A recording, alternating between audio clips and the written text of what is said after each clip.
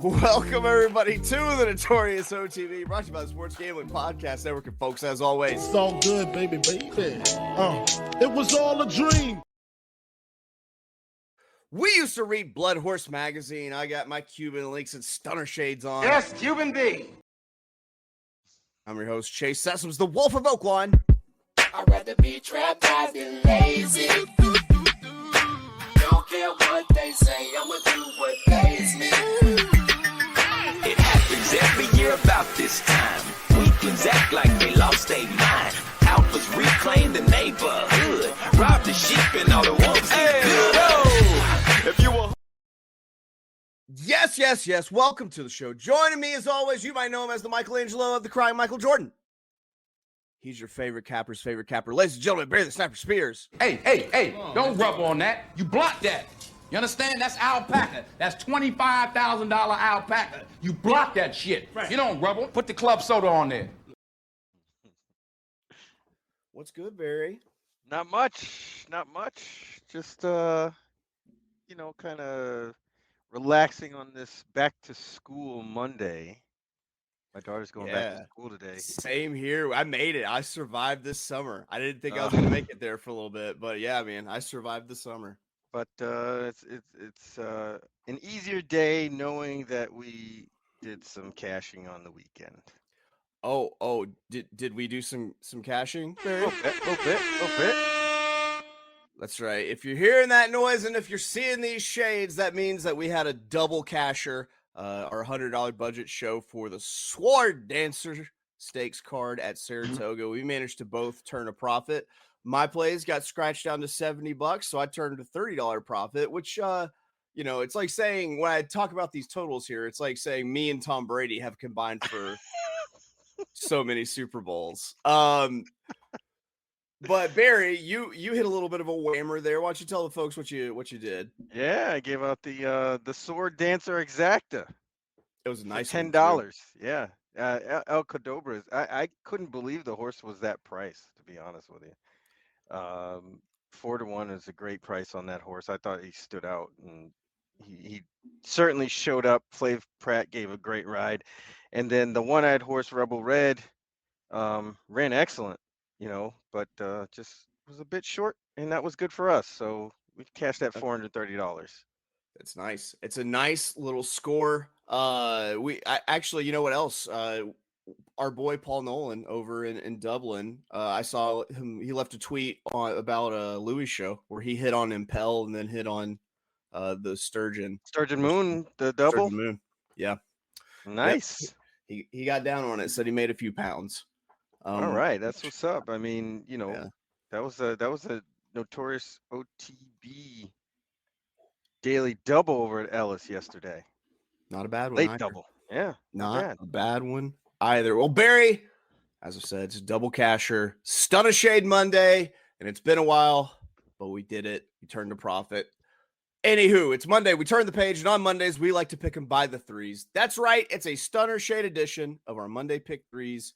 We're taking a look at today's Ellis Park card and giving our best pick three bets for the day.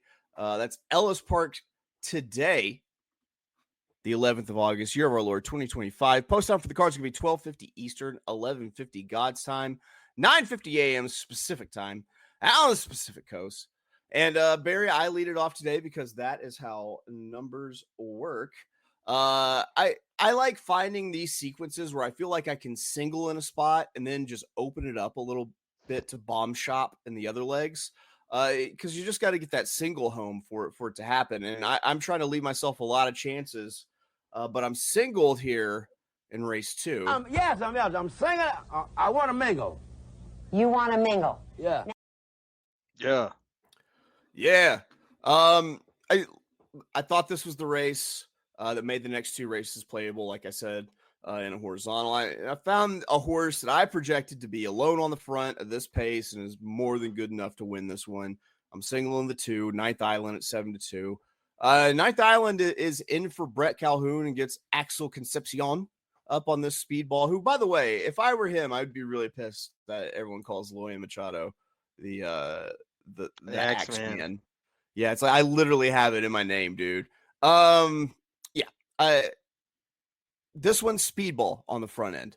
I don't think there's like one race where he hasn't had the lead at the first call. So without someone to legitimately, I think, pressure her early, I think it's bedtime for Bonzo here. And I get home in the most important leg of my pick 3 with the single, which I roll into race 3. 6 furlongs, a $30,000 maiden claimer on the dirt. This one for 2-year-olds. And I mean, there are some really tough maiden races in the middle of this card, and most of them baby races. And I decided to make some pedigree plays in the next 2 legs of this race 3, my closeout leg of race 4. There's no pace to go by. Why not throw some darts at some first-time starters that could, be something and have a little bit of a price? First, I'm going to use the 2 Starlit Night at 6-1. The dam was precocious-ish. And the top line of the pedigree is kind of great in these situations with Nyquist babies hitting it like 18 at an 18% clip with 2-year-olds making their first start. If you look at what they do in dirt sprints, it also stands out over the average of all the other sires here. So my top pick here is going to be the 2 Starlit Night. I'm also going to use the number 4 Carol's Medley 8-1 because these Chancelots have been really, really active early. And the number 6 Run Mama Run at 6-1. Hay Water and Oats, baby. Hay Water and Oats. It's a run happy horse. So I'm using that one in leg 2. I close this out leg 3, which is race 4, 7 furlongs, $100,000 made special weight on the dirt. And listen, I'm closing out this leg with every horse in this race that I thought was making its first start in this race that might have the pedigree to take, this at first asking, with the exception of one horse that has 1 start. There's no, top pick here, and we would go way long if I broke each horse down by pedigree. So I'm just going to run these off. It's going to be the 2 Marauder at 10-1, the 3 September Silver at 15-1, the 5, the Pied Piper Kells at 20-1. And then we're also going to add the 10, Alpeland? Alpeland and the 11 strike at 4-1. So I went super deep, 5 deep in that one. So I funnel ticket that wraps up in race 4.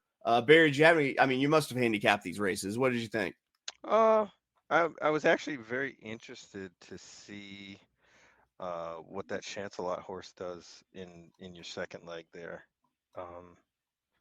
And it's so weird to me also that Run Happy horses or Run Happy stands for $7,500, despite what amazing greatness he was on the track. I guess they figured out real quick that he wasn't passing that on too much.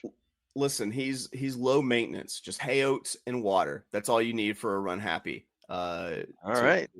To be happy, just hay oats. He always runs on hay oats and water. I love that. That was a great commercial. Mattress Mac was so snarky that he threw in the hay oats and water.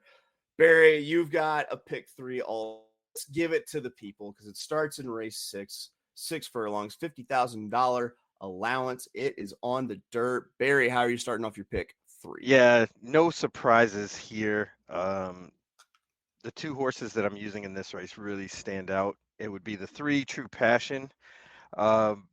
Basic class-wise stands out over these.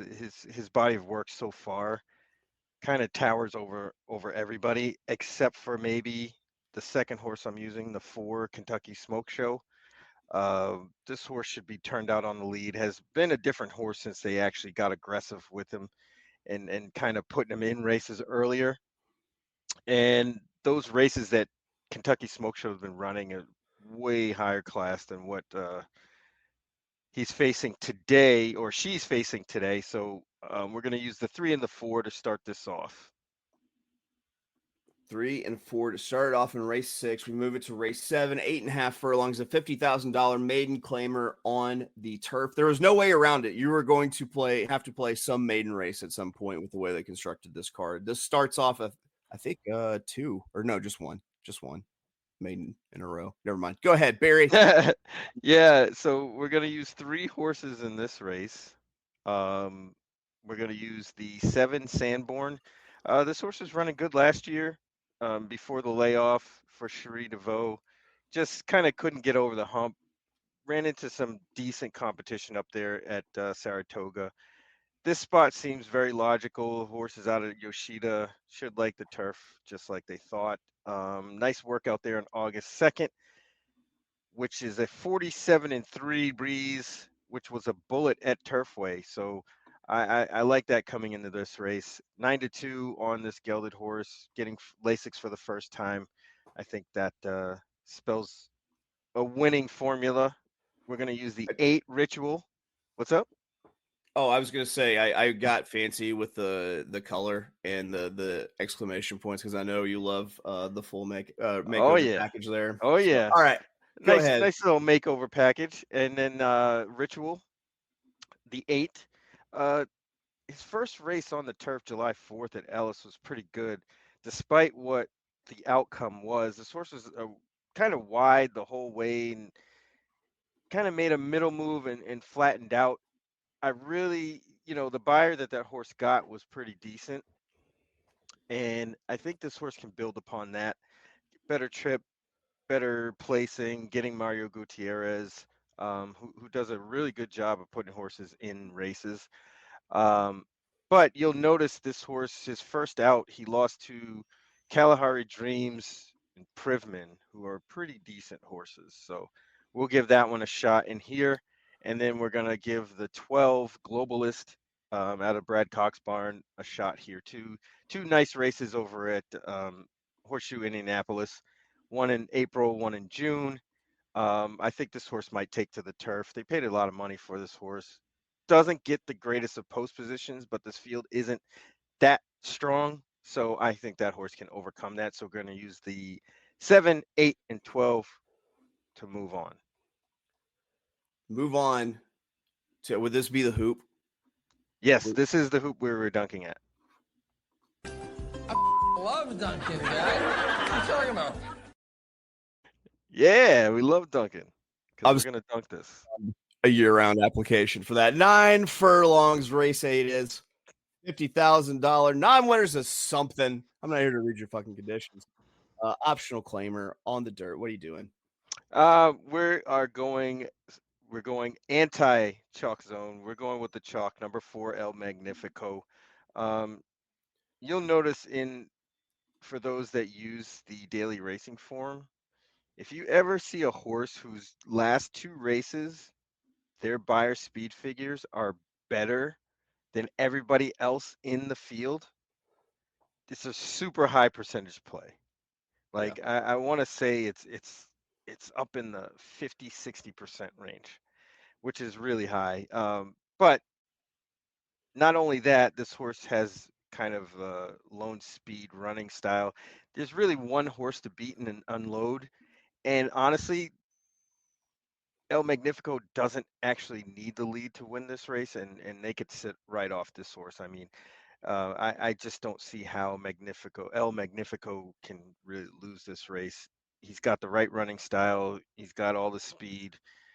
Should control every bit of this race start to finish. So we're going to end it off and score with number 4, El Magnifico, in the 8th at Ellis. That's right. And then after you place that ticket, just hang out. Just go to line. Stay in line. Stay in line. You know what? And stay early. No ring until why they pay me. Right. That's right. That's how we roll. All right, Barry, how do you feel about recapping picks? Oh, by the way, just our boy, he heard us shouting him out. We got Junior Mafia popping off in the chat. Hell yeah. Watch the Star Movie. There he is. We always enjoy it when you chime in with your successes, Paul. Hell yeah. All right. Wrapping up picks. What is it? Is mandatory. I'll lead it off. So for Monday, my Ellis Park pick 3 starts in race 2, where I'm singling the 2. Ninth Island, I think, is the name. Race 3, I'm using the 2, 4, and 6. And race 4, I'm going ultra deep with the 2, 3, 5, 10, 11. I'm going to press that for a $2 pick 3. That's going to be in for 30 total. Barry, what do you have for the people? All right, we got a $5 pick 3, which starts in race 6. We're using the 3 True Passion and the 4 Kentucky Smoke Show in race 6. In race 7, we're using the 7 Sanborn, the 8 Ritual, and the 12 Globalist. And race 8, We're single to number 4, El Magnifico to the hoop. Yeah, and if you want to play it for 30, for 50, you could do that. Oh, damn. Here I was thinking that there was not a single typo on there, but yeah. Why not play it for 50? Just YOLO this pick 3. Why not? Push it Barry, all in. Yeah, on man. a Monday. Why not? What you got going today, Barry? Not much, kind of still a little above par as far as the heat goes. So I think I'm gonna take some shade and hang out. Yeah. I'm gonna enjoy just not having the kids in the house. Just me and Rosie back to the way things were. No, I'm kidding. I'm gonna miss them quite a bit during the day, I think. All right, guys, that's it for today at the Notorious OTB. We will, of course, be back tomorrow. It's Long Shot Tuesday, where we're gonna be looking at the Horseshoe Indy card that day tomorrow. Barry, parting words, anything? Yeah, stay cool, homies. I agree. I agree that you should stay cool. Let's see. What's a good sound drop to roll out on here? I got it. 13,000 cigarettes, preferably 6,000 of those non-menthol, and then like